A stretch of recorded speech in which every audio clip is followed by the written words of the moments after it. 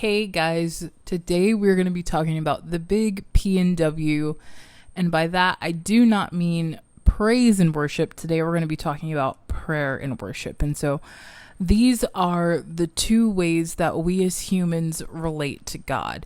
And so this is kind of the way that I look at it. So our relationship with God is in the center, and that's very personal. That's us. That's him and us. And then just outside of that is our prayer life. And those moments, sometimes we share with others, but our prayer life is something that is also equally really personal.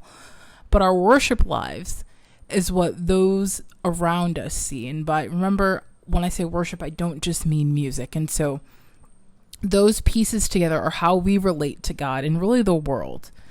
And so we have to ask ourselves a few things. The first is, what is prayer? And so prayer is communicating with God. It's enjoying God's presence, and it's a two-way give and take. And so when we pray, we should not just be throwing things at God and never expecting him to talk, because that's not a conversation and that's not communication. And then we also need to ask, what is worship then? So worship is to say something has worth or something has value. It's a dying to ourselves, and it means giving ourselves away.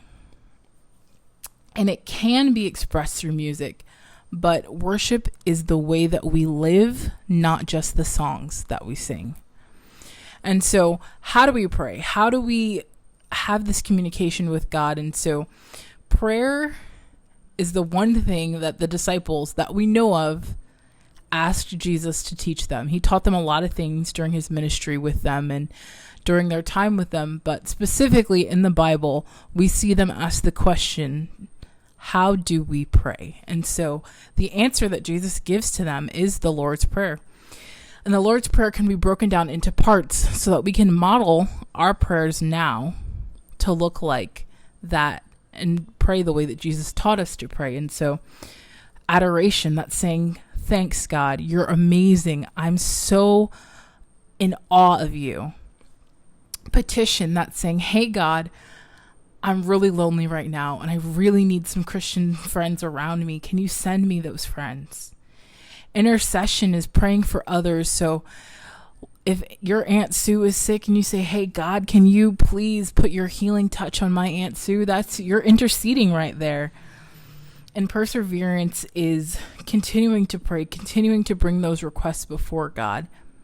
And we need to be listening to Jesus. We need to be listening to what God is trying to say to us, not just throwing out our wants and our needs, but we need to be in a place of listening. And then spiritual warfare. Spiritual warfare is real, guys. It's very, very real in our lives. And there are times when we need to pray that God intervenes in those situations. And so the other great biblical example of prayer is the Psalms.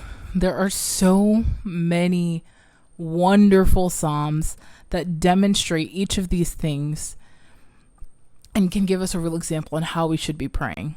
And so then next, how do we worship? And so worship is more than music. We've covered this, we've touched this, but we worship every day through the way that we live our lives. And I think if you really want to evaluate if you're really worshiping God with your life, you need to ask yourself some questions. Number one, does the way I live show others God's glory? Number two, are my actions reflecting who God is? And three, when others look at my life, can they tell that I value God? And so I think if you can answer yes to these questions, that's a really good indication that you're living your life in a way that is worshipful and that you're worshiping God truly with what you have. And then again, the Psalms, they're not just prayers, but a lot of the Psalms were made to be set to music. And we think of worship as music, but deeper than the fact that a lot of them were meant to be set to music is that they reflect really what worship is. It's a pouring out of ourselves. Remember, we're giving ourselves away during worship. And the Psalms show that so well. People giving themselves away to God, giving them their everything, and really pointing value to who God is and showing that he's worthy and he's worth pouring ourselves out. And so I want to end this talk with a quote from my favorite author. You guys already know, can't end this without a C.S. Lewis quote, but I really think this captures the way that we use these things to relate to God, but God also uses them to relate back to us. He doesn't need us to do these things, but he wants them. And so C.S. Lewis says, "A man can no more diminish God's glory by refusing to worship him than a lunatic can by put out the sun by scribbling the word darkness on the walls of his cell. It is in the process of being worshipped that God communicates his presence to men. To love you as I should, I must worship God as creator."